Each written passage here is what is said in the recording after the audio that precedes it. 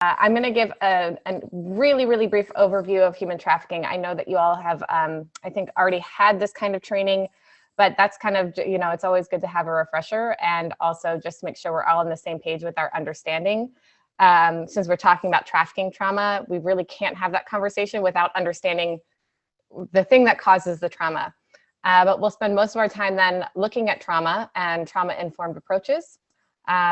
How we can put that knowledge into practice within the financial industry. We'll have a brief session on taking care of ourselves, and then I'd like to do some role plays so that we can really practice what we've learned. And finally, the last part of the session is to answer any questions that may be lingering that you didn't ask during the course of the session. I spent many years on the National Human Trafficking Hotline. I started out actually answering the phones while I was in graduate school. And moved up through that program until I assumed the role of interim director. And it was about that time that I also came out in the field as a survivor. And what I found was that my relationships in the field changed dramatically with a lot of stakeholders that I would regularly engage with. So for example, before I was working with the Office of Attorney Generals in various states, governor's offices, really helping build up their anti-trafficking infrastructure. I served as experts on all kinds of different panels.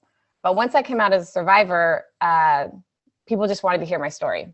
And I would be told things like, oh, well, we already have the experts, so we just need you to be the survivor. And so it made me realize that there was a cultural issue within our field where survivors were pigeonholed to their stories, were not seen as whole human beings. And it was really limiting and painful in a lot of ways. I also started connecting with other survivors during that time and realized my experience was not unique, that it was a cultural issue that we had. And so I moved into the survivor leadership and empowerment space, went into a consulting role. So the focus of my role is really working with allies to help them understand, the survivor experience and how to be the best allies that they can be, and really trying to bridge that gap so we can all support one another and have empowering collaborative relationships. So that brings me here to you today.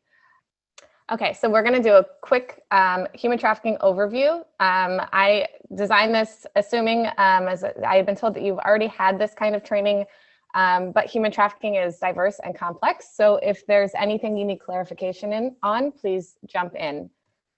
So the most recent International Labor Organization statistics on human trafficking is that there are about 40.3 million victims of trafficking around the world. There's no one profile that will fit, who a victim is. Victims are extremely diverse. Survivors come from all walks of life. They range socioeconomic spans, different races, ethnicities, but you may have heard in the past, taglines like anyone can be trafficked, or it happens in our own backyards. And while this is true, I kind of usually like to liken it to, any of us can get struck by lightning, right? But those of us who are standing outside in a rainstorm or thunderstorm with a metal pole are much more likely to get struck than those of us who are inside our houses. So vulnerability is a unifying theme across all types of victim populations. But the types of trafficking that we see and the types of people who are vulnerable varies widely. So it's a pervasive issue, and it's one that we all need to take a stance on. It intersects with so many other types of oppression. In many ways, it's a confluence of racial oppression, it's a confluence of sexism. All of those types of oppression kind of merge to create the perfect vulnerability for someone to be exploited in a human trafficking situation. Human trafficking is also a business. I think we all know this, that's why we're here. Money is another unifying factor, and traffickers can be as diverse as those they exploit. But one unifying theme among those who traffic is there's an element of the business person, someone who is exploiting another person for monetary profit or for some kind of commercial profit. The most recent stats I could find were 150 billion a year. I've heard stats that report up to 250. If you've noticed that the statistics around human trafficking change frequently and vary widely, it's because this is a really difficult crime to nail down.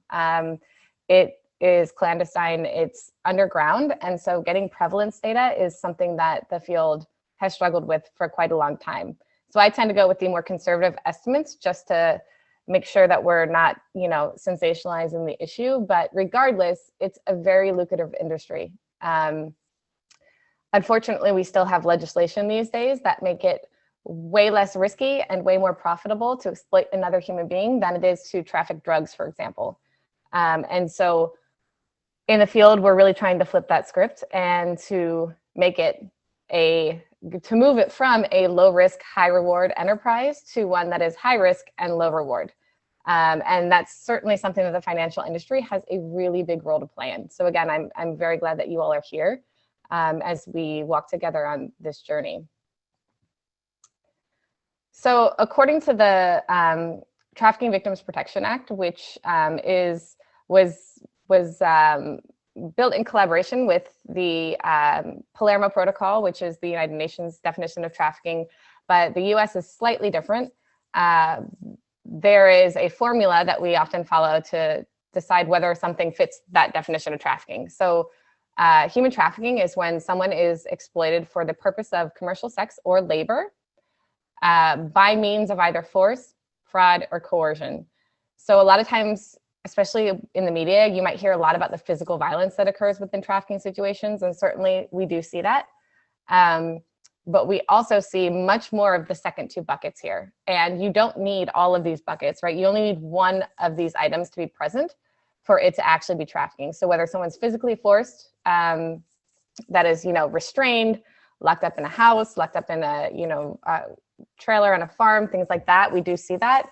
But it's much more effective to control people through psychological manipulation. So with fraud, you might see deception about the type of work someone might be doing when they immigrate from one country to the United States. So they'll be told they'll be teaching, for example, here, and then they are forced into domestic work or something along those lines. Coercion, I think we see most strongly. Again, my time on the hotline really showed me how pervasive coercion is.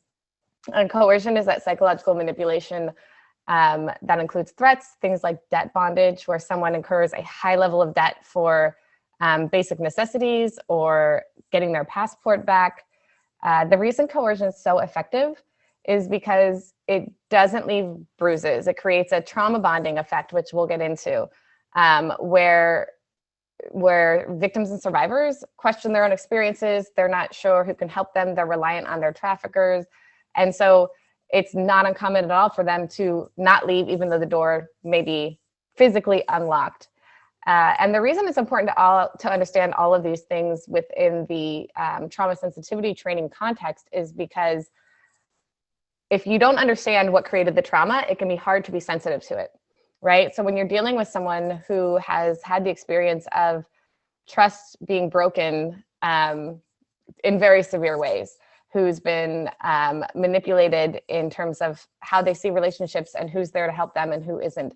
All of those things are going to come into play if a survivor is triggered while trying to open a bank account with you. So the underlying part, as I mentioned before, with all of this is vulnerability.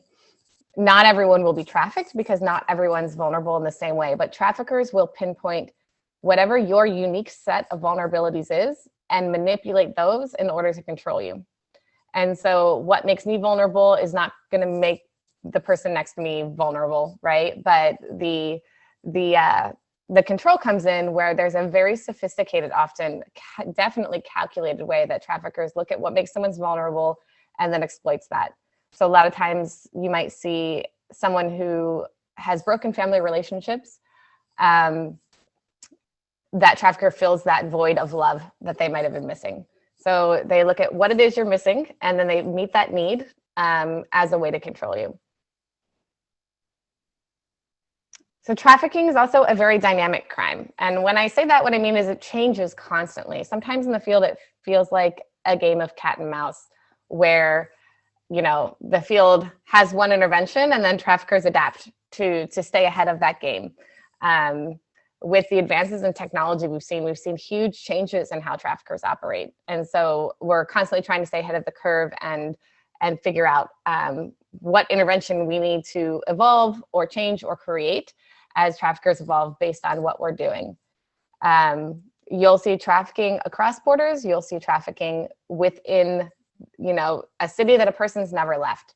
So it's definitely not all international, but it is all money or commercial profit driven. And I make that distinction because there are types of trafficking that don't actually involve money. So you might see someone who exploits another person for commercial sex in order to meet a drug addiction or to provide shelter. That still would meet the federal definition of trafficking. So whether it's money or some kind of other commercial profit, that's the underlying theme of trafficking.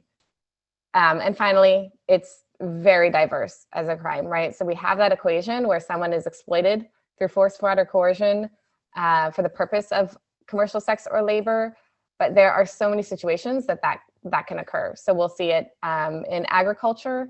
You can see it obviously within the commercial sex trade, within restaurants, carnivals, and this slide here. So Polaris, an organization that I work closely with, analyzed all of the hotline data that they had and pinned it down to 25 main types of businesses that we see human trafficking.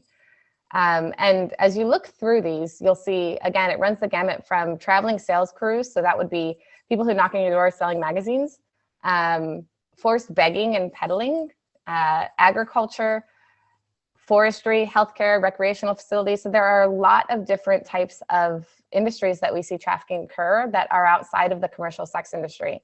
And that's something to really think through as you're going through your program as you serve survivors, as survivors are not all going to look the same by any means. They're not going to have had the same experiences. That the trafficking experience varies widely. We will talk, though, throughout this training about some of the commonalities that do exist across these very diverse types of experiences. So I'm going to unshare my screen here just so I can see you, but I have some questions just related to myths and misconceptions about trafficking. Unfortunately, the anti-trafficking field is extremely new. And so because of that, so it's the Trafficking Victims Protection Act wasn't passed until the year 2000. So we're talking 20 years to try to build a response to a very complex crime. And so it's not a surprise at all that there are a lot of myths still out there about what trafficking actually is and what it looks like. And the reason it's so important for us to understand what it is and what it actually looks like is because we can't really fully serve survivors if we're operating on mythology, right? If we're operating on an idea of what trafficking is that isn't actually based in data or survivors' experiences. So I know you can't see my screen right now, so I'm just going to ask myth or truth that traffickers are strangers usually unknown to the victim. All right, so Marissa says myth. Yes, absolutely myth. We do see strangers who traffic people, but it's much more effective to, again, when you think about the coercion that's involved, it's way more effective for someone to traffic someone they already know, right? So interfamilial trafficking is a great example of this, and one of the most hidden, I think, in terms of the data that's out there, populations in terms of sex trafficking, because it's happening within families, right? It's behind closed doors, and similar to childhood sexual abuse, it can be very difficult to really piece out and get data on. So yes, it is a myth that traffickers are usually strangers. It's just frankly not a good business model to try to traffic a complete stranger when you can groom and manipulate someone that you know is vulnerable, that you likely already have some kind of trust with. All right, so the next one is trafficking victims will leave a situation when offered help.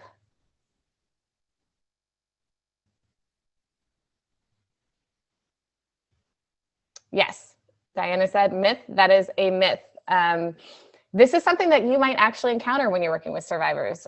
You might see it back and forth. It is possible that a survivor that you're working with goes back into a situation while they're working with you, right? Not in that moment, but throughout the course of whatever relationship they have as a client of your bank. That's really, really normal. And that comes down to, again, that coercion and that manipulation that we see.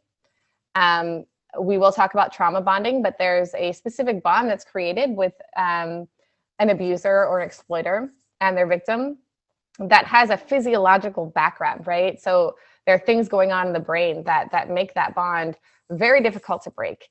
And so there are trafficking survivors who won't leave. They might know that there's something going on, or they might not. There might be a lot of rationalization and denial about the situation. Again, we're going to get into that. But yes, it is definitely a myth that trafficking survivors will be ready to leave, and the second that there might be some type of intervention. All right, so the other one is trafficking requires an international border crossing. Yes, myth.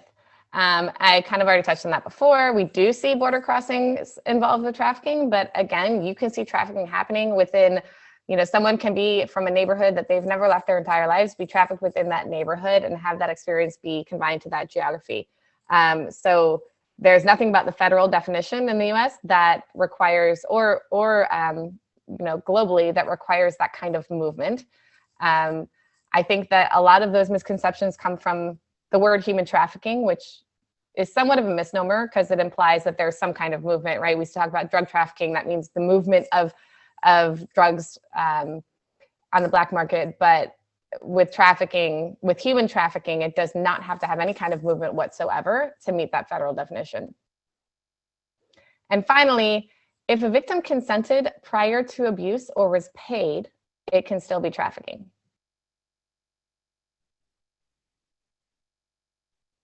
Yes, Lisa, thank you. That is true. So again, when we think about coercion and all of these things that go into manipulating victims, there may be, you could sign up for a job and you could consent to it, and that situation could change dramatically. Just because you signed a contract or, gave a verbal okay does not mean that you consent to being exploited. And so that's another thing that I think we'll see, especially in when trying to prosecute these kinds of cases, is that victims may be manipulated into giving consent. They're not really sure what they're signing up for because of the fraud involved. But that's then used by traffickers to try to defend their actions. So the last thing I wanted to share with you all in terms of the human trafficking overview is the National Human Trafficking Hotline number, and talk a little bit about that. So the National Human Trafficking Hotline is operated by Polaris through a grant with the Department of Health and Human Services. It's a 24-hour hotline that is completely confidential. There's over 200 languages available through translation, and then the actual in-person text call or chat can be in Spanish or English. Please write these numbers down. As Alexandra said, this is going to be posted online, so you'll be able to see, to revisit if you need to. But the reason this is going to be so important for you is because there may be times when something comes up as you're working with survivor clients or customers that they need a referral. They need more help than is within the scope of what you're able to do. And the best thing to do is connect them with this hotline. So the National Hotline has trained advocates. They receive almost 80 hours of training before they take their first call.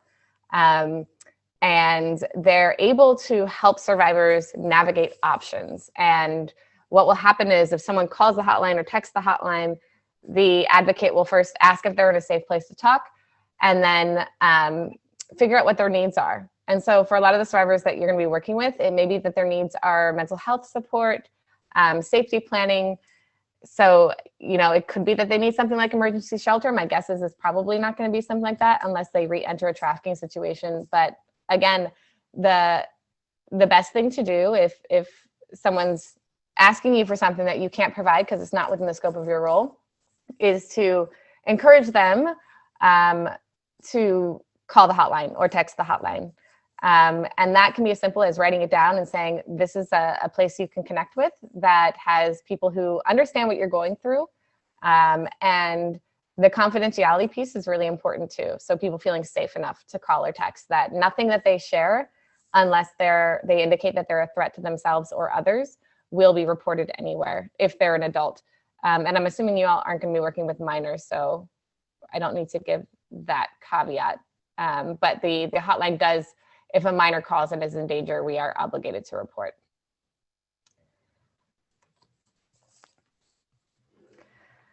So there are 3 elements of a trauma-informed approach.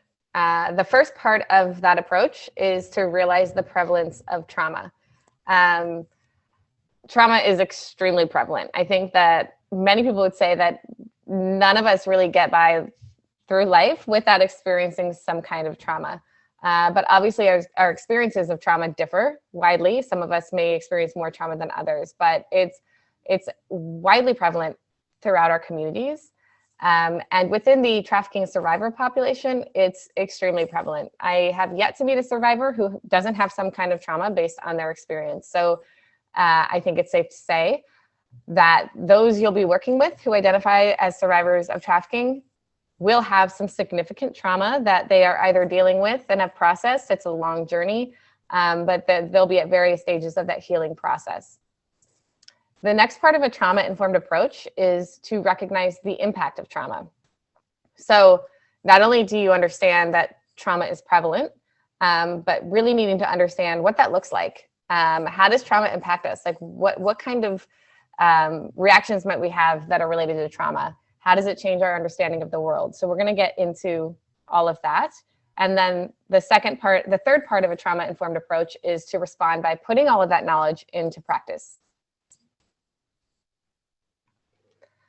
So in terms of recognizing the impact of trauma, to conceptualize trauma, and this pyramid is from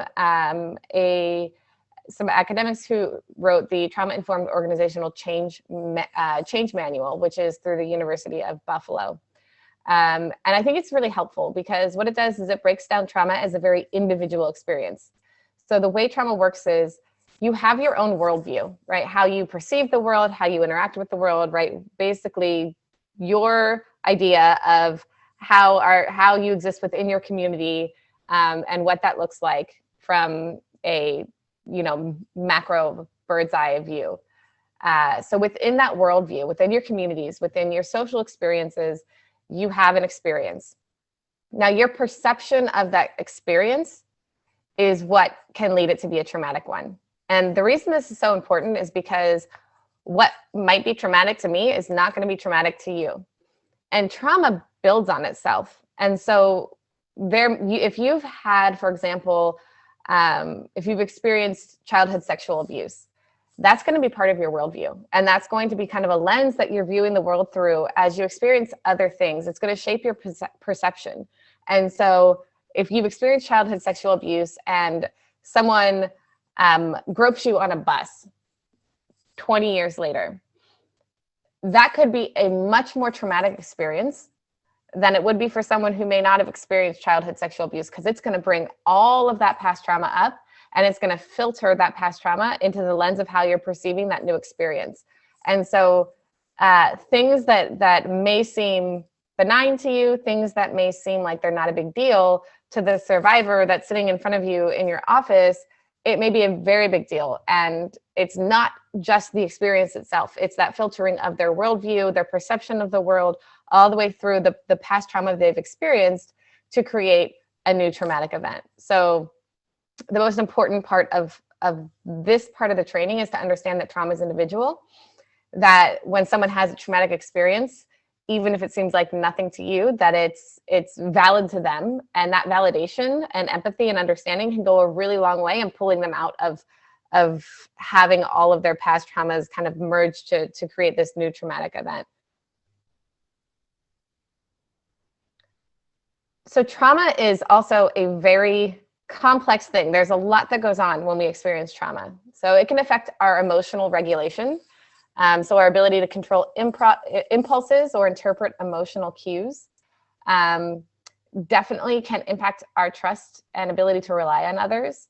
And especially if the trauma occurs when we're children, it can be difficult to establish predictable senses of self. So you can see a disruption that can occur when personalities are forming. For example, if you experience early childhood trauma, that make it difficult to have that stable sense of self. It certainly affects cognitive functioning. So when you have a trauma reaction, your brain, I'm sure you've heard of the fight, flight, or freeze response.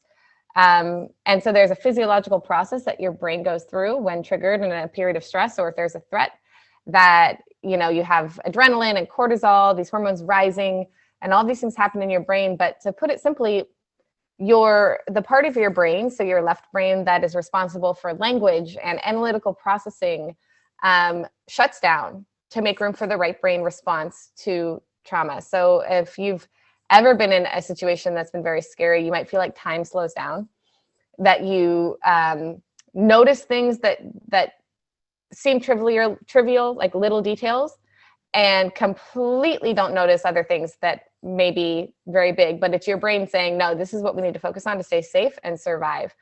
But because of the tempering or the shutting down of that left brain, it means that the way memories are processed during a traumatic event is impeded. So you have that memory, but you're not coding it into language. So this is actually the physiological basis around why it can be so difficult for survivors, especially young survivors who are trafficked as children or experienced trauma as children, to talk about their experiences. It's because they literally have not coded the experience into language. So a big part of the healing process for many is to make that the right to left brain connection, where you take these emotional memories, the feeling part, and process it in a way that allows you to actually articulate it. And that's a huge step in this healing process. But unfortunately, when you're triggered, you go right back to that not processing language. So again, memories, the way you form memories is impeded. Your ability to learn and concentrate or make decisions is impeded. And so we'll talk about some of the actual overt signs of what a trigger looks like and how you might be able to identify it. But what it means for you all in your work is that if a survivor is struggling to articulate something, or if they're very forgetful. So when I get triggered, for example, I will lose my keys like 30 times a day, right? So I have a special place that I put them for that reason. But there's, again, it's forgetting details. Even something like your birthday, you might forget. And so being able to recognize that as a trauma response, so that you don't inadvertently add to the stigma and shame that someone might experience for forgetting something as simple as a birthday, is really important. Trauma also affects our relationships. So, you know, if you've been abused and manipulated and exploited by someone that you thought you could love and trust, it makes it really hard to figure out who you can love and trust after you get out of that situation. So trusting others is a huge barrier. So you may work with survivors who seem suspicious of you, or who seem like, you know, they aren't really sure what you're about, and you might have an angle. It's really important not to take that personally and understand that that's rooted in a trauma response. That's their brain saying, hey, wait a minute, we've been burned before and we're not sure if this person checks out. And so patience, empathy, compassion is a really good grounding tool to kind of build that trust. Another thing you might see is difficulty expressing needs and wants to others. So in situations of trauma, you can minimize or deny what you're going through, and certainly deny your own needs and wants, because it's easier to say, like, I don't need this, I don't want this, than it is to grapple with the reality of your situation. And so again, when triggered, that might come up for you, and someone might have trouble deciding between something seemingly innocuous and not a big deal, the type of bank account they want, or something that just seems like someone should be able to choose easily, might be a lot more difficult for a survivor if they're triggered. And certainly the ability to set boundaries. So in trafficking situations, boundaries are always compromised. The trafficker will violate boundaries as a way of control. And so a lot of survivors have to relearn how to set boundaries. And it's going to be really important for you all to set boundaries as you work with survivors. And we're going to have a whole section on the boundary setting part. And finally, trauma is physical. So you'll see rates of cancer, diabetes, heart disease going up. Certainly substance abuse, suicide attempts, all of these things are related to trauma. And so it really runs the gamut of how it can affect a person. And finally, this all ties into just perceptions and beliefs. So remember that slide that we had before, that was that worldview. Trauma can fundamentally change your worldview. And a lot of survivors have the healing journey of having to find a new worldview that is in tune with their authentic self and their new journey. But it can certainly greatly impact your core beliefs about yourself, about others, your ability to hope, and the world in general. So again, trauma is not specific to trafficking survivors, but it's very prevalent in that community, and it fundamentally changes how you interact with the world and how you see the world. You will also see within trafficking situations trauma used as a form of control. So this is like an added layer of the difficulty and the sensitivity to triggers that survivors may have, is that some traffickers will actually intentionally use trauma. So, assaulting a victim and then love bombing them is what we would say, creates what's called a trauma bond. And the trauma bond is where your brain, and people have likened it even to a heroin addiction. It is that strong, the withdrawal feeling. But your brain gets physically addicted to the process of the cycle in which you're abused, and that's really painful and scary. And then the exploiter, the abuser, comes back and says, "I'm so sorry, I love you, I'll never do it again." Or they might say, "You made me do this, why'd you make me do this? I love you." And because you're coming out of this, fight, flight, or freeze stage, that's really what you want to hear, because you're like, okay, now I'm safe and I can breathe. And there's this process in your brain, this cycle that happens with all these hormones rising and falling, that you get addicted to that cycle with the rise and fall of all of the circuits in your brain that have been activated. And so trauma bonding is one of the biggest reasons why many survivors don't leave. And you see this in domestic violence situations as well, where you have someone who's in an abusive relationship with their intimate partner, but it takes a long time to leave. And trauma bonding is one of the main reasons behind that. Trauma is also used as a form of control in terms of gaslighting and making other people think that the victim or survivor is crazy, so that no one believes them. So they'll be messaging like, "No one's going to believe you. You're just off your meds. You're nuts." And then really a calculated smear campaign to discredit victims and survivors based on their trauma responses, where they're acting, they're paranoid, they're hypervigilant, all these things that are rooted in very normal trauma responses are used then to discredit survivors and make them doubt themselves and make others doubt their experiences. And so again, you may see things like suspicion, not sure if you're able to trust, because if this has happened to you and someone's used your trauma, the trauma that they caused, to cause further harm, trust is a really difficult thing. So here's some of the biggest, and they were all, I first want to say that in terms of trauma triggers, it can be very individual. You can get triggered by a smell, or the color of a wall, or a certain type of music. Really, it's anything that it kind of ignites that fight, flight, or freeze response that is tied to your past experiences. But some of the big ones are feeling shame. So for example, if a survivor is sitting, and you're working with them to open a bank account and they forget some basic piece of information, pay attention to your nonverbal cues, right? Because they'll be picking up on that. And if you accidentally, unintentionally cause them to feel ashamed for forgetting something like that, that's really going to send that trigger to a point where it's not going to be as manageable as it may have been before. Feeling vulnerable or frightened. So those might seem obvious, but vulnerability, again, is another very individual thing. So someone could feel vulnerable simply by having to share personal information with you as it relates to working with the bank. And similar to that is feeling threatened or attacked. Like, I would imagine no one is going to be overtly threatening or attacking a survivor when you're working with them. However, if you're asking questions in a way that might, for some reason, trigger feeling interrogated, that could make them feel attacked even when you're not attacking them. So it's putting yourself in the mindset of trying to be very conscious of your body language, the things that you're saying, to mitigate the possibility of these things happening. And we're going to talk also about when they do happen, what you can do. Experiencing unexpected change is another big one.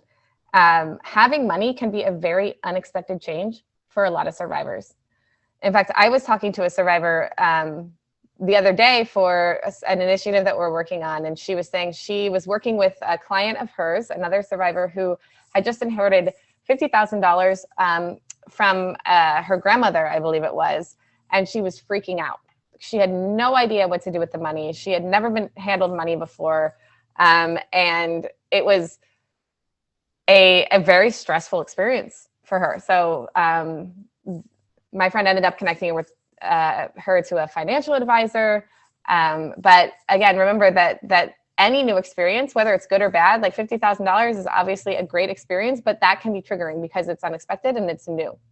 And that can kind of send your brain into that trigger response. And finally, feeling a lack of control. Power and control are inherent to the trafficking experience. To give you a sense of what I mean by that, I worked with one survivor one time who was, she was in a sex trafficking situation, a pimp-controlled sex trafficking situation. And she was from a southern state, but her pimp had actually sent her to a state in the northern Midwest that was very cold in the winter to work on her own to bring a certain amount of money back, a quota, to him once she was finished earning that money. So the fact that he was able to send her on her own to this other city shows you how powerful that manipulation and coercion is, right? But while she was there, she didn't have the appropriate clothing for the weather. It was winter. She's from a southern state. And she called her pimp to see if she could use like $1.50 of his money, right? The money she had been earning through commercial sex to buy a cup of coffee. And so feeling a lack of control is huge. A lot of survivors have had the way they dress, the way they feel, the way, when they eat, when they sleep, certainly what they do, controlled. And so when you're out of that situation, control becomes very important. And we're going to talk about ways that you're going to be able to give survivors that you work with a sense of control, even though there are certainly going to be things that you can't control yourself. Any questions before we move on? Okay. So trafficking trauma doesn't end after you leave your situation. I really love this cartoon. We use it for the hotline training. So it's Charlie Brown. He's saying, oh my gosh, this library book was due 2 days ago. And then he says, what would they do? Are they going to interrogate me, beat me up? Are they going to break my knees?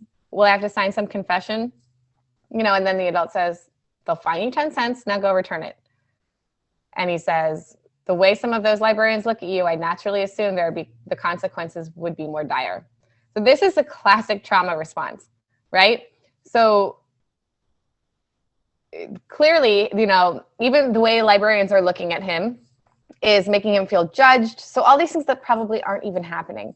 And this is something you're going to want to be really mindful of, and just to not take things personally, because you might be doing everything exactly as you should be, and you might trigger a survivor, and that's okay, right? That's not within your control, and how you respond to that trigger is really where the important part comes in. But trauma, and especially sustained trauma, messes with your head. It can make you misread signals from people. It can make you very suspicious of the world, and also jump to, oh my gosh, they're going to break my knees and beat me up and interrogate me from something as trivial as returning a library book. So as survivors, I don't know if you all have heard of the stages of change model, but we use this in the anti-trafficking field a lot, and we use it for trauma recovery as well. So the pre-contemplation stage is where everyone starts, where they might not realize that they have a problem, right? So let's say it's substance abuse, or they might not realize they're in an abusive relationship or in a trafficking situation.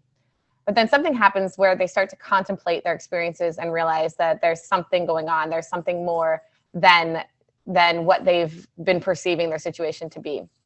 And they start to contemplate leaving. There's a preparation stage where they prepare for that. And it could look like, reaching out to people, reaching out to a hotline about resources or options available for leaving.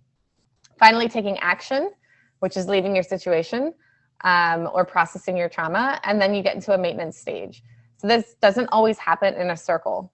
And the reason I pointed out to you all is that you could be seeing survivors in any of these stages. So outside of this program, you may encounter survivors who aren't part of the program who don't tell you they're survivors. I think that the things that you learn here today are good to apply to any human being. But you certainly could be meeting someone who is out of their trafficking situation, may have gone back into it. It's not a linear model. It is it's dynamic, and maintenance is there's actually a part of this circle that moves out, which is the stability part. So the goal is to get people to that stability part. But even when you have that stability, you can still fall back into this model, this cycle of processing, preparing. And so it's, for many people, a lifelong journey. As I said, the trauma doesn't end after your trafficking situation does. And there are a lot of things that come up within those after you leave that can re-traumatize you. And we're going to get into that after we talk about the trauma-informed approaches. So there are 3 levels of a trauma-informed approach. You all are going to fall into the first 2 levels. So the trauma-informed component is like the big umbrella of what we call trauma-informed approaches. So it's where an organization or an agency is aware of the prevalence and the impact of trauma and engages in precautions to prevent re-traumatization by implementing guiding values that we will get into.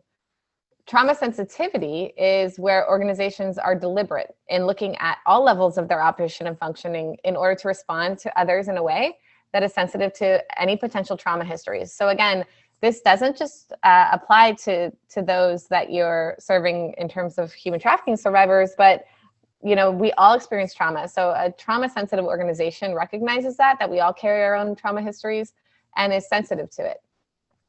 Trauma-specific is where an organization offers evidence-based trauma treatments.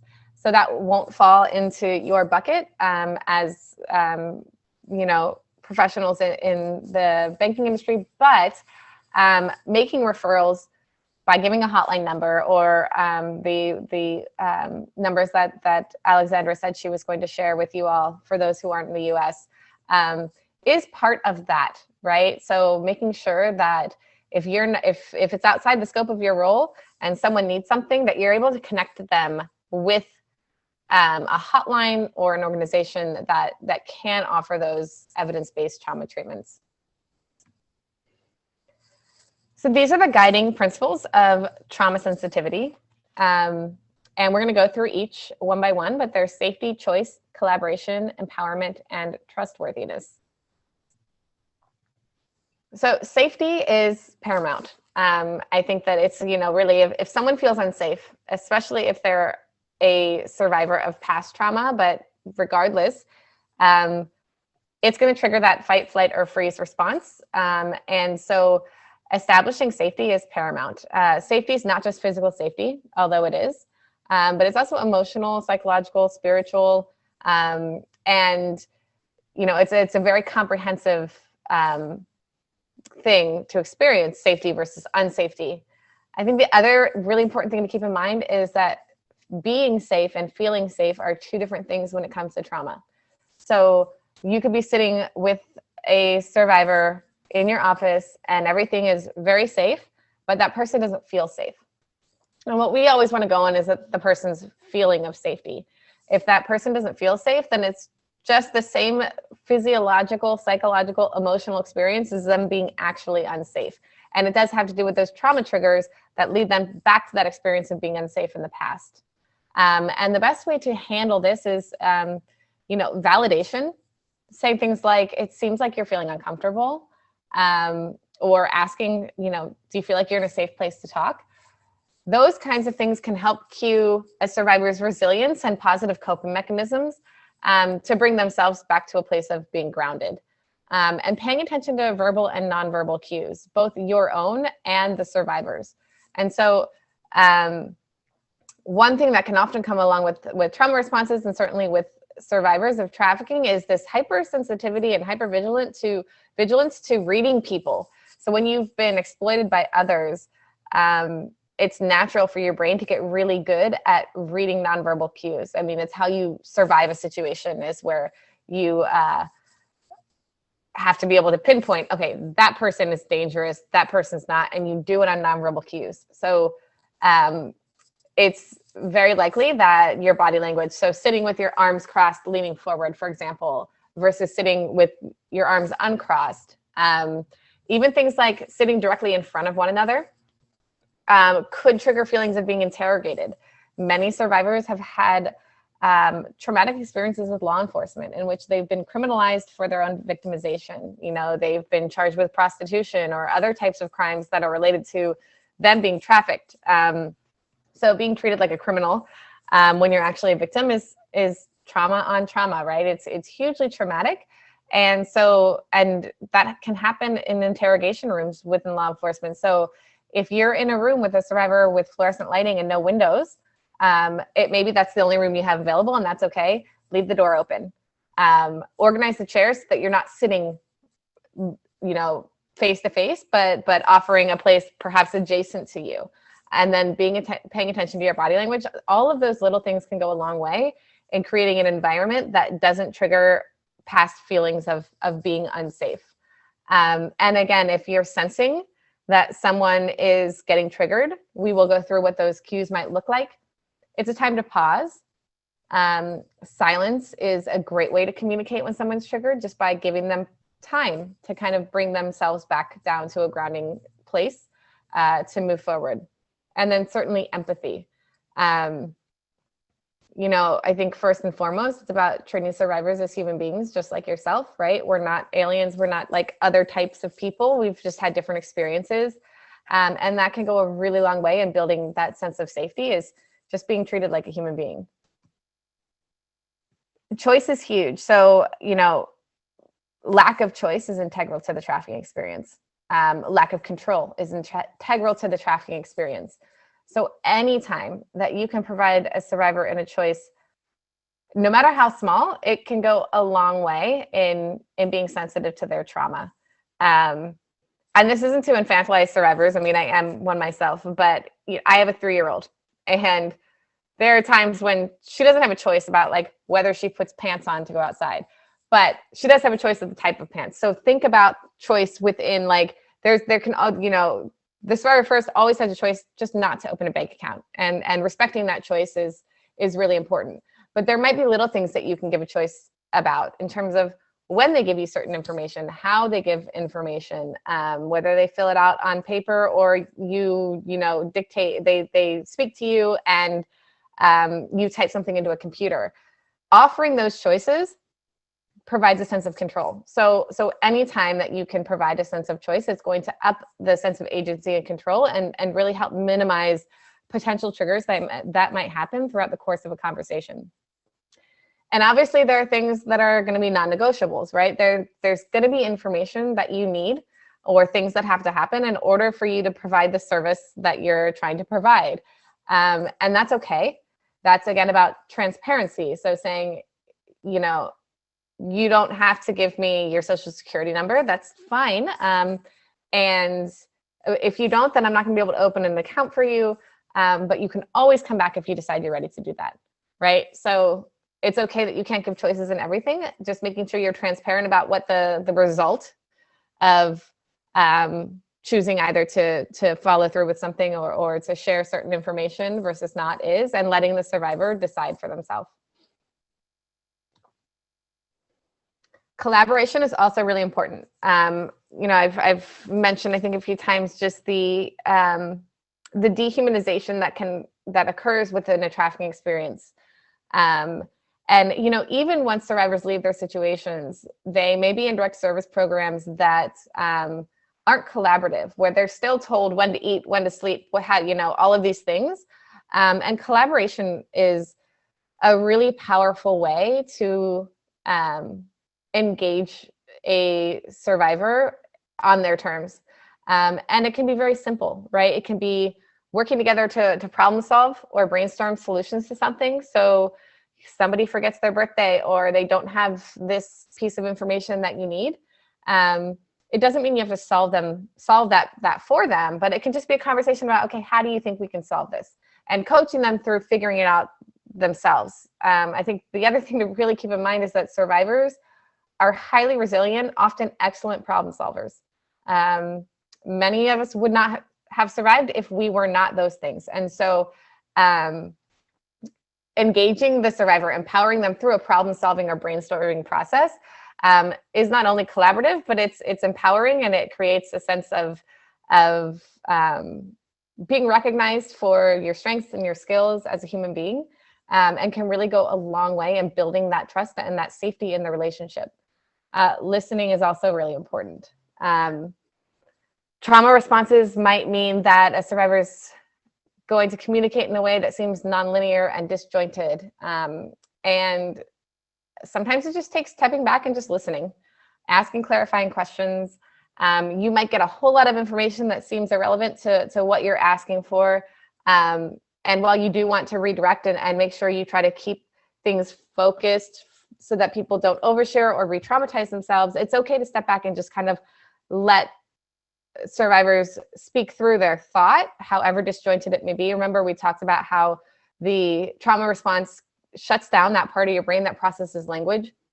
And so simply listening in a collaborative way can be a really powerful way to either mitigate a trigger or avoid it altogether. And finally, simple things like we, us pronouns.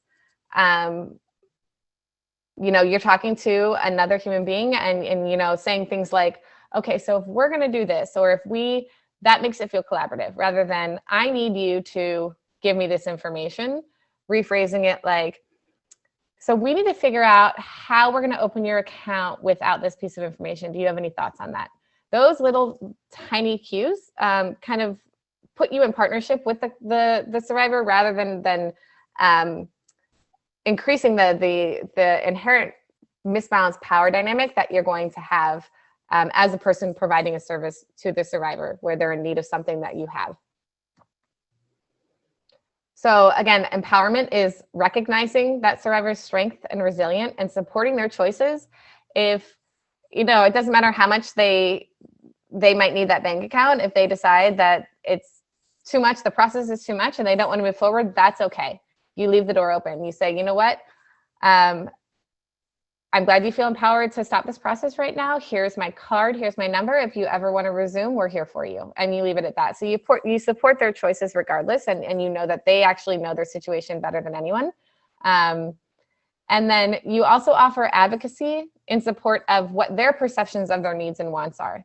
But you can offer information to inform this decision making, right? So it may be that there's something that a survivor wants that you think isn't the best thing for what they're looking for when it comes to opening an account, for example.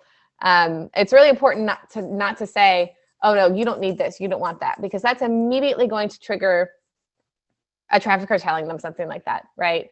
Where their needs are invalidated, their wants are invalidated. So instead, you support their perception of what their needs and wants are, but you can also just offer information saying, here's another thing to consider.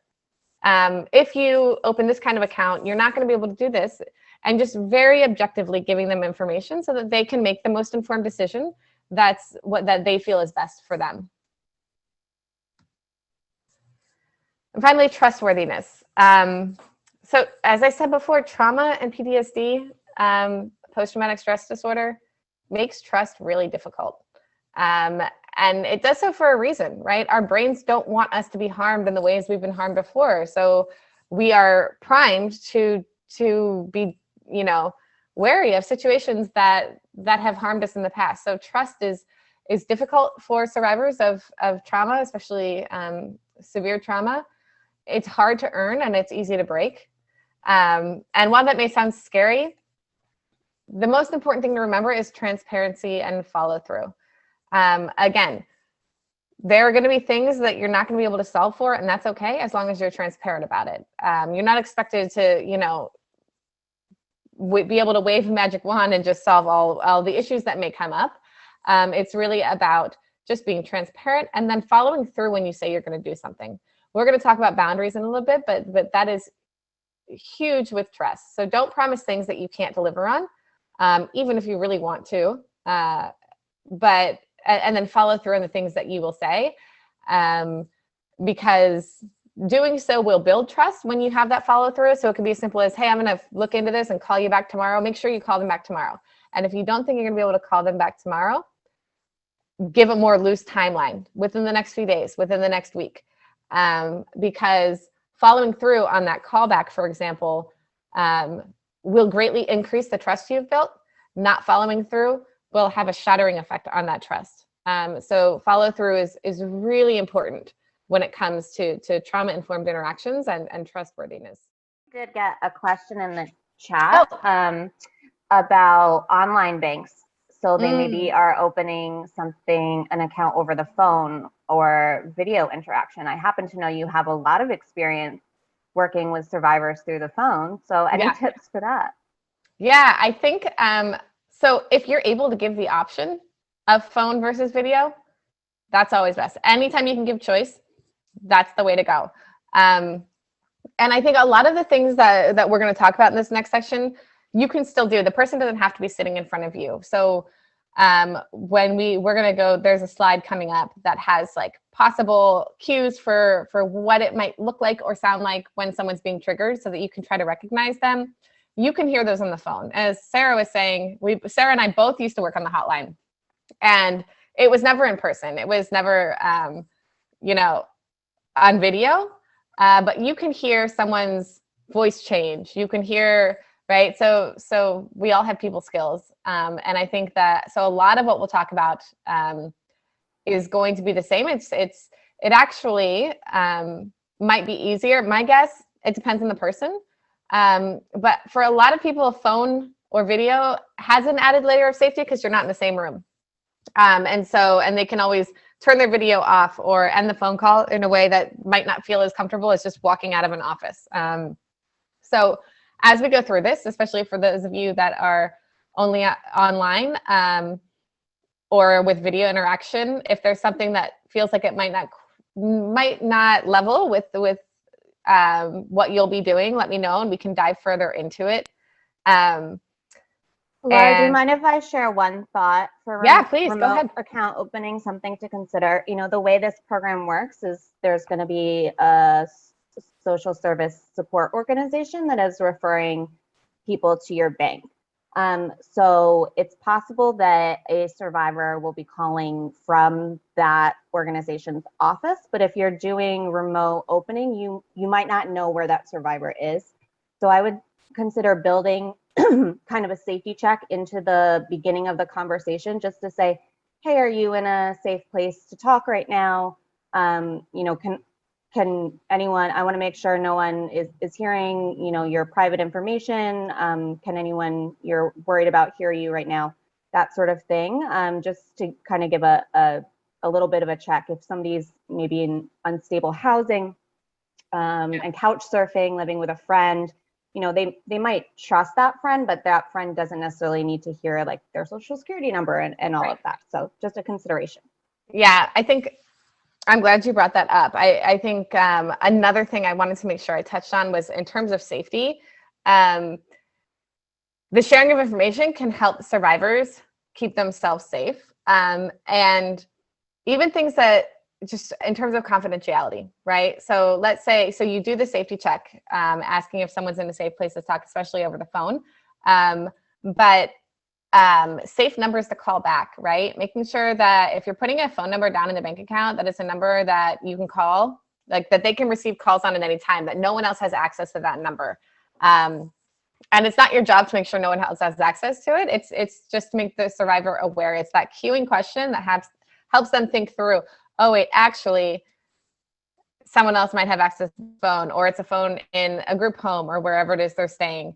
And then the other thing is, in terms of financial records, we like to say that they're confidential, right? But the reality is they're not when it comes to certain legal processes. And so I think that it's really important to make sure that you're really clear on when that confidentiality may be compromised. There are a lot of survivors who are in the family court system, for example, where their abusers have taken them to court then for custody of children that they share. Those financial records will not be confidential any longer. And there are real safety implications to an abuser, a trafficker, getting a hold of your financial records, right? They can see where you're spending money. They can see where you're going. They can track you. And so we can't, those are kinds of things that you don't need to scare the survivor, just objectively report. Here are the situations in which these records may not be confidential. It's about sharing that information so that the person then can decide, okay, I'm going to just take cash out of an ATM and spend my money that way, right? They can do their own safety planning around that, but it's about making sure that they're aware of the limitations of things like confidentiality. As Sarah was saying, the limitations of setting up alerts where it doesn't go to a cell phone, or so it's about sharing information with the survivor so that they can safety plan on their own rather than trying to solve it all for them. But without that information, they could be blindsided by a potential subpoena or by a call from a bank that alerts an unsafe person to their account. So the goal here is to make sure that we are sharing information so that survivors who are in the best position to keep themselves safe are able to do so. So putting knowledge into practice. We, during the pulse check that we had in the beginning, quite a few of you said that one of your concerns was not wanting to do anything to re-traumatize someone. And that's a very valid concern.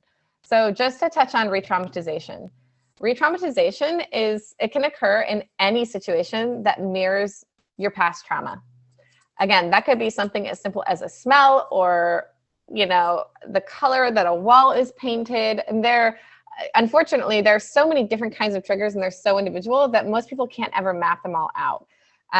So sometimes re-traumatization just isn't avoidable. And in fact, when it comes to like other human beings re-traumatizing someone, it's often unintentional. So I think that's one thing to ground yourself with. It could be that you do something that re-traumatizes the survivor, but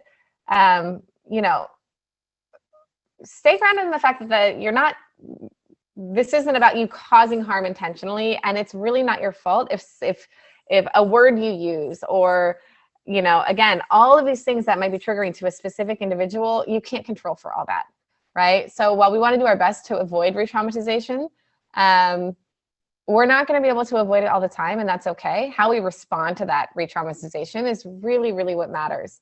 And again, that re-traumatization is linked to the same fight, flight, or freeze response that created the trauma in the first place. And so it makes it really tricky, because you can get sent back to the worst thing that's ever happened to you from something very innocuous and benign, like walking down the street. But it feels the same. It feels just as dramatic as when you were back there. And so you may see that occur. You may see seemingly over-the-top reactions to something that you're not even sure what happened. And certainly don't take it personally. I think that's the number one thing. It's likely has nothing to do with you. It has everything to do with their trauma and their past experience that somehow is linked or mirrored to some interaction they've had, or something that's sitting on your office desk. Intersections specifically with the financial industry. As we talked about before, money and trafficking trauma are inextricably linked. So money can be really triggering for survivors. Having money can be triggering, not having money can be triggering.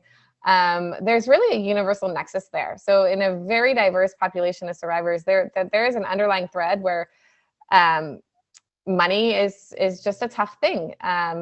Some survivors have experienced financial abuse as a form of control.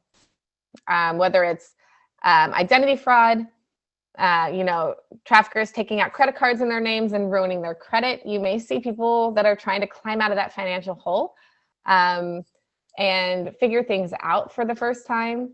making sure that you're aware of your nonverbal cues, that there's no stigma attached, right? So that you're not triggering that sense of shame of like, oh my gosh, my credit score is like in the 300s. My identity is all over the place. Like all of that stuff where it can be internalized by the survivor as their fault. We want to make sure that when you're working with someone who's really got some financial work to do, that you're non-judgmental in your interactions, that you're empathetic and understanding of the fact that, this was part of their victimization, and it wasn't because they were financially irresponsible or anything like that. Or if they were financially irresponsible because they never were able to control their own money. That's another thing, is that there's a lot of learning to be done by some survivors who have never had access to money, who have had all of their access to money controlled by someone else, to try to learn how to manage their money. So there may be opportunities for you to give, some brief input on that.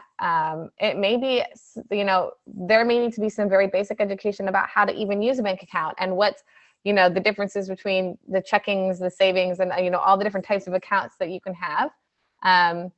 And making sure you're delivering that information in a way that is supportive and non-judgmental can be really powerful and a really healing experience for a lot of survivors. And the other thing, so I had talked about access to money being new and scary. In that trigger slide that we saw, that new experiences can be scary, even if they're great. Like, I would love to get $50,000. But for some survivors, like the one that I was talking about before, it was really scary and traumatic for her. She had never had that experience before. So new experiences are scary and can be triggering. And the other thing is the barriers to accessing financial services can be re-traumatizing. I know that my colleague Sarah can speak a lot to that as well. But I think that, not being able to open a bank account or the barriers that might be involved in that for reasons that have nothing to do with people's bad intentions, but just are simply part of processes that are not in your control, that can provoke internalized shame. And so if there are barriers to opening an account, it's okay that those barriers are there, but make sure the approach that you have is one that's collaborative, empowering, and offering choices to try to mitigate that, and certainly not blaming of the person. So recognizing trauma responses. These are not all of the trauma, like this isn't, there are many, many ways that people respond to trauma. These are some of the things you might see. So when you're looking at this, it's really about thinking that these are meant to be cues for you to try to anticipate or read if a survivor might be having a trauma response, that you can react appropriately. So anger and irritability might be one. Someone might be really short all of a sudden with you. Someone might be, combative, difficult to work with. On the hotline, for example, we face this all the time, where there would be a survivor who would call who would just be really angry. And that was projected anger. They weren't really angry with us. They were certainly angry with their situation, and rightfully so. So we would always train advocates to take that in stride and to not take it personally, certainly not put up with abuse. You can set boundaries and make sure that, you are clear that the person has to speak to you respectfully, but to not take it personally and understand the battle's really not about you. Manipulation, or I say that with like air quotes, is another one. I think that we would see survivors who would be trying to get into all of these different programs and bouncing from place to place, and nothing was ever good enough. And, on first glance, that person might be seen as difficult to work with. The reality is that person was asserting a sense of control that they hadn't had before. So if you see someone changing their mind a lot, saying, oh, I want this, no, I want this, and being very direct, remember that is often indicative of a trauma response, and a person being in a part of their life where they haven't been able to say no. They haven't been able to say, this doesn't work for me. So if you have someone who's rejecting, and again, seemingly being difficult, try to ground yourself in the fact that it's likely to do with their trauma. It's not personal, and empathy and compassion and non-judgment can diffuse that quicker than it's pretty shocking how quickly that can cut to the chase and bring people back to a more collaborative space. Dissociation is another big trauma response you'll see, especially with trafficking survivors. So signs of dissociation are going to be things like fixed or glazed eyes. Someone might start speaking in a monotone voice. There might be long periods of silence, or like a sudden like flattening affect. So someone just kind of like seeming like they're zoning out, or responses that they might give might seem kind of out of place or disjointed. But another really interesting one for dissociation, and one that I find myself doing still periodically, is excessive intellectualization, which is where a person might start to depersonalize the situation and start trying to figure out all these different angles and speaking in a very intellectual, non-personal way. And that can be a sign of dissociation. So just keep an eye out for these things, because if you see these signs, it's a really good time for you to say, okay, well, this person might be having a trauma response. I'm going to take a step back and ask them if they need a drink of water. Ask them if they need to take a break.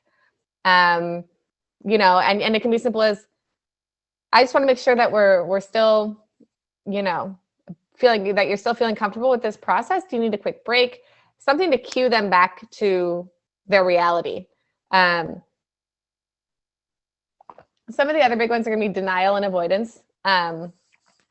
So minimizing experiences like, oh, well, yeah, it wasn't that big a deal.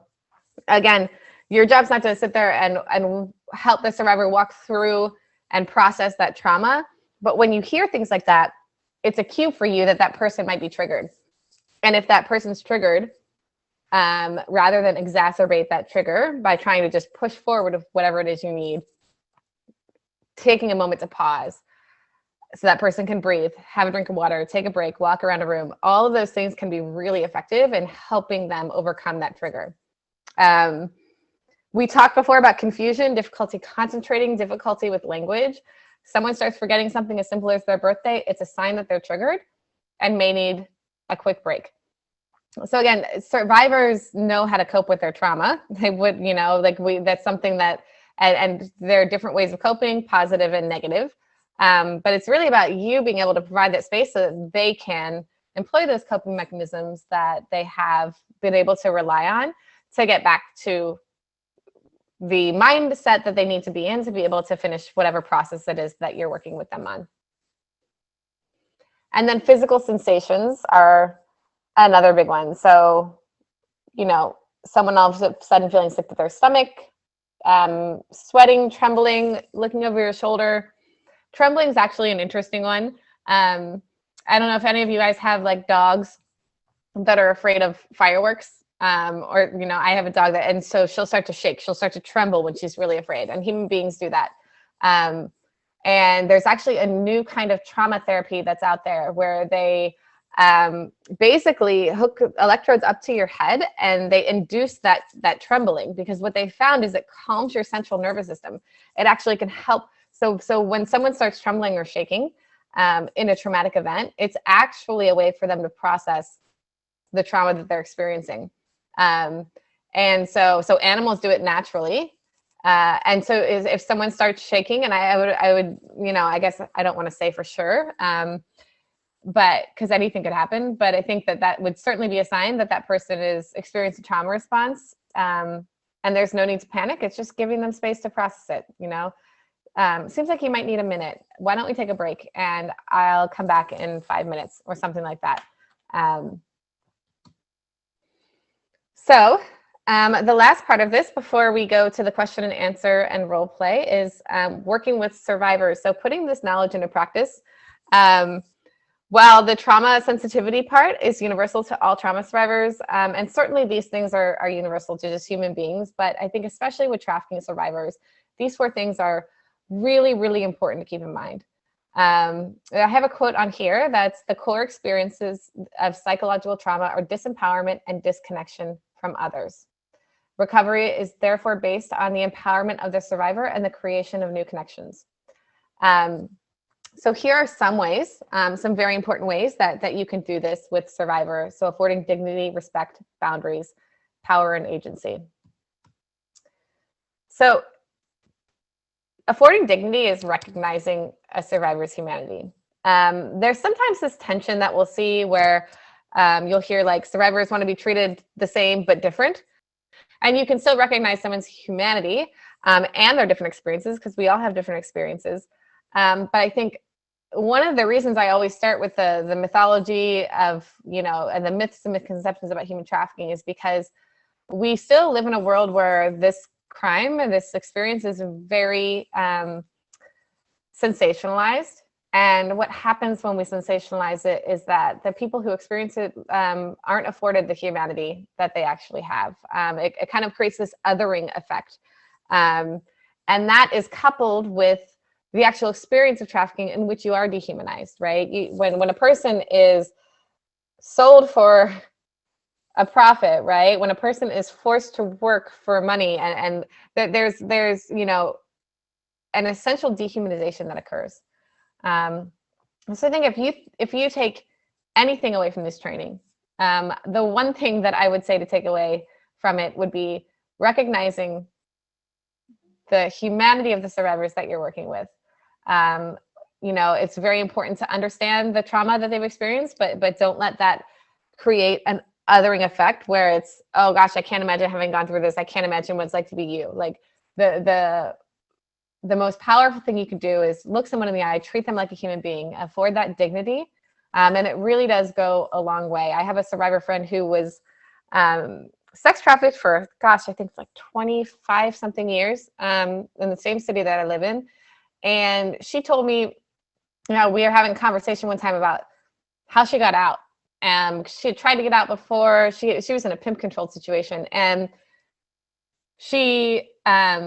there was a law enforcement officer who was like working the beat, so working down in the area that she was being trafficked. And she was used to really negative interactions with law enforcement, used to that, being arrested for prostitution, things like that. And this law enforcement officer got out of his car and approached her. She was standing on the street.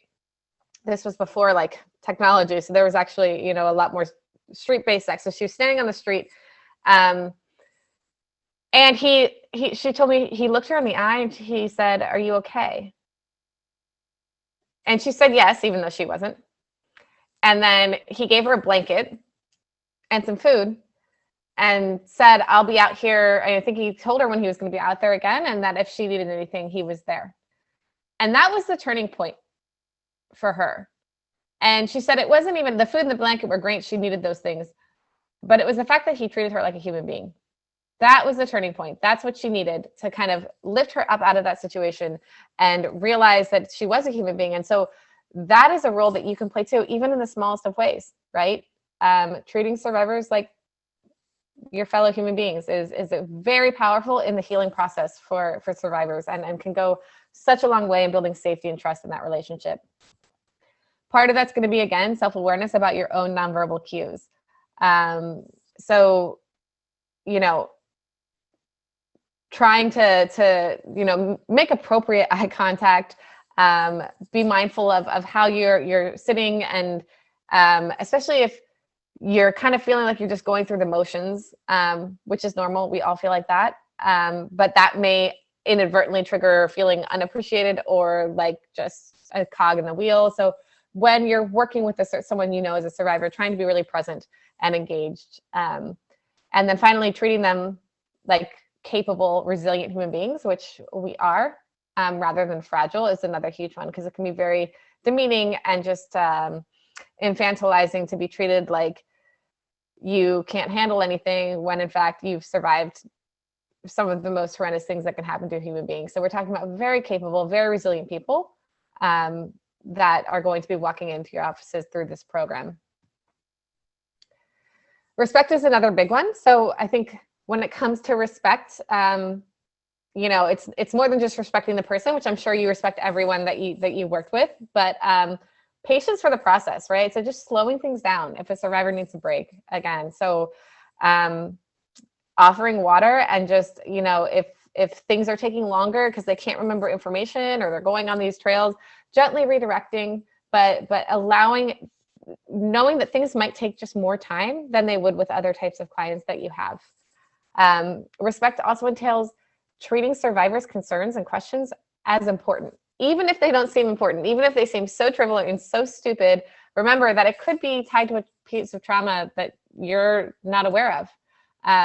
And so something that might seem just, meaningless or trivial to you might have incredible importance to that survivor. And so treat all their concerns and questions as important. Answer them as if they're indicating a sense of urgency. Certainly don't escalate it, but respond with awareness of that sense of urgency and prioritize whatever it is they're saying. And again, honoring confidentiality. I think, again, explaining the limits of confidentiality are going to be really important. When are times when those bank records won't be confidential? People need to know that stuff so that they can keep themselves safe. Safe numbers to call. We already talked about that. Numbers to text, whether or not mail is going to be showing up at a residence or whether it can all be online. All those things are going to be really important for helping that survivor keep themselves safe and respecting. And, the other thing with confidentiality is when a survivor tells you, if a survivor tells you their story, for example, and we're going to get into boundary setting right after this, but it's important to keep that between you and the survivor unless they give you explicit permission to share with someone else. Again, trust is hard-earned and easily broken. And other people's stories are not ours to tell. And it's actually a sign of great respect and trust that someone would share something like that with you. And so, thanking them for that trust and then keeping it between you is another sign of respect for that survivor and their humanity. All right, so boundaries, I feel like we could have a whole training just on boundaries. They're going to be really, really important. I had mentioned before that difficulty setting and respecting boundaries is linked to human trafficking trauma, right? So survivors have had their boundaries just trounced over often by traffickers. If you've been in a trafficking situation or some kind of abusive, exploitative relationship for a long time, you might not even know what it looks like to set a boundary or respect a boundary. You have to relearn all of that. And so understanding that when you're working with the survivors, whether it's intrusive questions that might come up, oversharing, things like that, understand that that's likely related to a trauma processing issue that's not been, really worked through yet. And setting boundaries is really going to be your job. And boundaries are limits that are set to allow for safe interactions, right? And so it's about being very clear with your role and what you're able to do. So someone might decide to disclose to you all of these horrible things that are going on to them, and it's okay to listen. It's also okay to stop them and say, thank you so much for trusting me with that information. I want to make sure that you're only sharing with me the things that you need to in order to get help. I don't want you to have to repeat your story. So I want to stay focused on this, right? It's definitely okay, especially if someone's really going into their story. It's okay to stop them and remind them that you don't need that information. I think sometimes you can go on autopilot, especially if, survivors who have connected to services within the anti-trafficking field have often had to tell their stories to some kind of, through some intake process in order to get services. So it could be that that person's equating getting services with telling their story, and they sit down and they just want to tell you everything. So should something like that happen, gently intervening and reminding the person they don't have to share whatever it is they're sharing in order to open their bank account, for example, is really important. And it could be that the survivor just wants to talk. And that's really going to be for you then to decide what feels safe for you. And whether you need to draw a strong boundary on, I really appreciate you sharing this with me, and I want to make sure we have enough time to get to what we were going to get to. So let's move on to this next part of the process of whatever it is you were doing.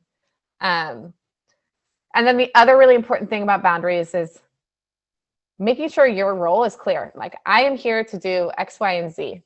Here's what I'm, what our relationship will look like. Here's how I'm able to help. And not over-promising, right? Especially, so it can be easy when you care and you hear something and you're like, oh my gosh, I just want to help. Yes, I can help you write your resume. You need to be really careful with something like that.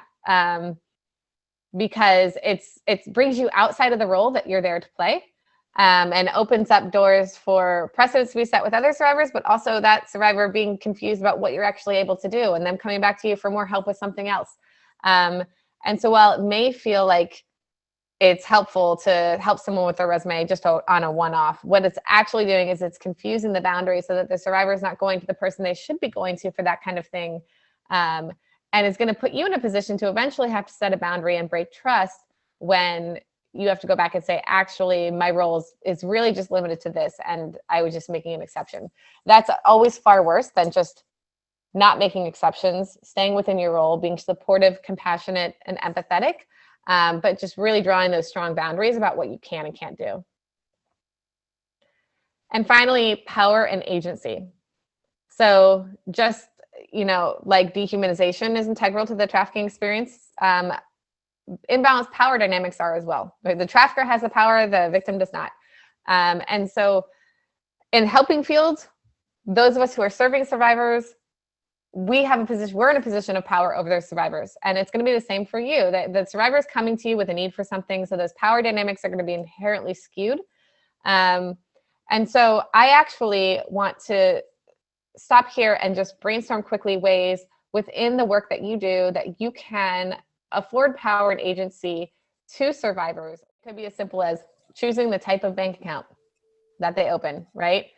Again, these can be small choices, but also mirroring their language, right? So if you sit down with someone and they're saying, my pimp, then you mirror that language. They're saying, my boyfriend, you mirror that language, like whatever it may be. Mirroring that language creates a sense of not only partnership and collaboration, but can be empowering to their own personal narrative. If someone says, like, for whatever reason, like, oh, my pimp has this number, we can't use it.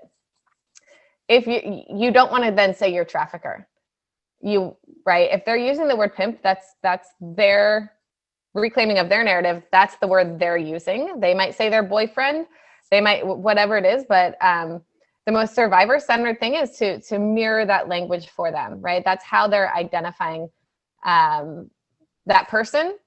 And this, yeah.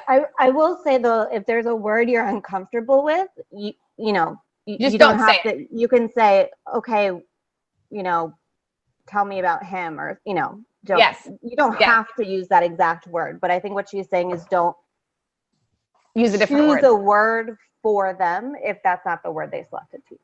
Right. Okay. So if you don't want to say pimp, that's what they're saying. Like Sarah said, use a pronoun, but don't adopt a label for them by saying trafficker, because they might not be in a place where that's what they're identifying with. So that's going to create, an alienating effect of you not understanding, things like that. I see that Sarah said, if someone decides not to open an account, letting them know it's fine. Yes, definitely. Right. So this is about the process. And so if you go through, however, whatever it is you go through, and however far in the process you are, if that person decides, no, I don't want to go through with it, being okay with that and empowering them in that choice. Okay, so how not to communicate. If someone is getting angry, you want to make sure you're not psychoanalyzing, you're not diagnosing, but also you're not telling them about their situation. So if someone's confused about something, saying your problem is, or you're just angry about, right? Instead using reflective language. So it sounds like you're really angry about this. I can see why that would be, and then moving on. Certainly not reassuring or excusing. So definitely don't tell someone something's all going to work out, or not to worry, or things will be just fine, because we don't know if that's true. And it's going to feel invalidating or, dismissive of what they're going through. And the same goes for self-disclosures or comparing. So if someone shares something with you, it's not an appropriate time to say, oh, I had this experience too, and so I know exactly what that's like. And because again, that's not only going to compromise your personal boundaries, but it could likely feel invalidating or dismissive of that person's experience. So instead, we want to use active listening and reflective listening strategies. So When you're engaging in active listening, it's going to be listening without judgment, affirming and validating feelings, but also really asking clarifying questions, getting to the root of whatever it is that person is trying to communicate with you, as opposed to reflective listening, which is going to be based on the premise that, the survivor knows the situation best. They're working through something, and so you're just going to listen and understand and then communicate that understanding back to them in different words. So it sounds to me like what you're saying is you're really uncomfortable sharing this piece of information with me. Why don't we talk about what, or here's the result of, if you don't share this information, I can't open your bank account because that's a policy. But why don't we talk about ways that, we could get you more comfortable with the process, or kind of brainstorm that way. But so if you want to move from both active and reflective listening as you move through things and you problem solve collaboratively with the survivor. And then finally, asking questions. Only ask the information that you need, right? So especially if someone starts talking about their story, you don't need to know about that. And so you don't want to try to dive in and convolute those boundaries. But you want to ask questions that are going to help you provide the services that you're intending to provide. Asking questions one at a time is really important, especially if someone starts to get triggered. And because too many questions could actually lead to a trigger. It can feel like an interrogation. It can be overwhelming. So one question at a time, paying attention to your tone and body language, and then explaining why you're asking questions. So I need this piece of information so that I can do this.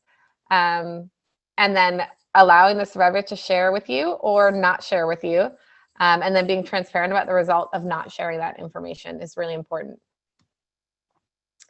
And finally, survivor resilience. So I know I've said this several times, but just making sure that you are affording dignity and you're challenging any assumptions and stigma that you might have about survivors and who survivors are. We all have those. It's just such a complex crime that there are a whole host of stigmas that survivors often deal with. And by being self-aware and conscious of those things, we can, help dismantle that and really play a positive role in a lot of survivors' healing experiences. Because we are getting close, I can't believe it's already almost 1. I want to talk very quickly about taking care of ourselves and then go into the question answer role play session. So vicarious trauma, it sneaks up on you. I will tell you that, especially because our tendency to minimize trauma as human beings, don't underestimate the drain that this kind of work can have on you. Pay attention to how you're feeling. If you find yourself becoming over emotionally involved, or if you're preoccupied with something you've heard that a survivor has shared, if you start having self-doubt or feeling like you can't do enough to help, those could be signs of vicarious trauma. And what you don't want to do is assume, okay, well, I'm just doing this, like I'm just opening bank accounts, it's not going to get to me, and wait till it's that vicarious trauma is compounded and you haven't addressed it, to really start focusing on it. So hearing people's traumatic stories, hearing people's difficulty with all kinds of institutional barriers that they face, it's traumatic and it can affect you. And so awareness of that possibility is really important to keeping yourself safe while doing this work. Another part of that is just recognizing the power of your role. There's some real power that you hold existing outside the anti-human trafficking infrastructure. I talked about that story about the law enforcement officer who provided a sense of humanity to my friend that changed her life. In many ways, survivors interact with direct service providers with the expectation that they'll be treated like human beings, with the expectation that they're going to be receiving healing services. They're not going to be approaching banks with that expectation. In fact, their expectations are probably going to be the opposite. And so you have great power in your role to flip the script on those interactions where they're used to being stigmatized and demeaned and dehumanized, where you have the opportunity to provide a sense of just real human connection and dismantle that stigma. And so don't discount the incredible power that your role has for building, again, that connection that has been denied to so many trafficking survivors. There's some very positive healing and some real change that can come from that. And finally, self-care is preventative. So definitely don't wait until you need it to practice it, because it becomes really hard then. Talking to other people and colleagues, again, even if you feel like things, you're fine, making sure that you're allowing yourself to process whatever it is you've been experiencing while working with survivors. And then, obvious things like making sure you're resting and playing, and escaping, and not getting all consumed with the very important work that you'll be doing. No, I just want to thank you all sincerely for the work that you're doing. Again, I hope you don't underestimate the power of your roles. I think that these are the exact kinds of connections we need to be making with industries and sectors outside of the anti-human trafficking field to really integrate survivors back into their communities in a healthy, real way. And so I'm grateful that you took the time to join us today. And yeah, for the work that you'll be doing.